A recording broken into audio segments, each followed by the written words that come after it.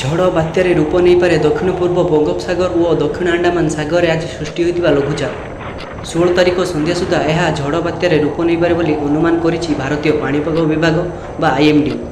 15 ତାରିଖ ବେଳକୁ ଦକ୍ଷିଣ ପୂର୍ବ ବଙ୍ଗୋପସାଗରରେ କେନ୍ଦ୍ର ଉପରେ ଏହା ଡିପ୍ରେସନର ରୂପ ନେବା ପରେ ଏହା ସାଇକ୍ଲୋନ ଷ୍ଟ୍ରମରେ ପରିଣତ ହୋଇପାରେ।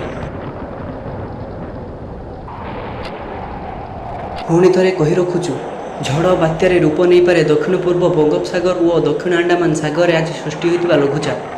16 ତାରିଖ ସନ୍ଧ୍ୟା ସୁଦ୍ଧା ଏହା ଝଡ଼ ବାତ୍ୟାରେ ରୂପ ନେଇପାରେ ବୋଲି ଅନୁମାନ କରିଛି ଭାରତୀୟ ପାଣିପାଗ ବିଭାଗ ବା IMD। 15 ତାରିଖ ବେଳକୁ ଦକ୍ଷିଣ ପୂର୍ବ ବଙ୍ଗୋପସାଗରରେ କେନ୍ଦ୍ର ଉପରେ ଏହା ଡିପ୍ରେସନର ରୂପ ନେବା ପରେ ଏହା ସାଇକ୍ଲୋନ ଷ୍ଟ୍ରମରେ ପରିଣତ ହୋଇପାରେ।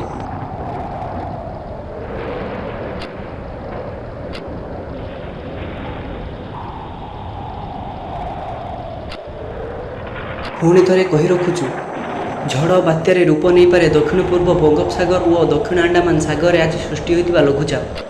16 ତାରିଖ ସନ୍ଧ୍ୟା ସୁଦ୍ଧା ଏହା ଝଡ଼ ବାତ୍ୟାରେ ରୂପ ନେଇପାରେ ବୋଲି ଅନୁମାନ କରିଛି ଭାରତୀୟ ପାଣିପାଗ ବିଭାଗ ବା IMD।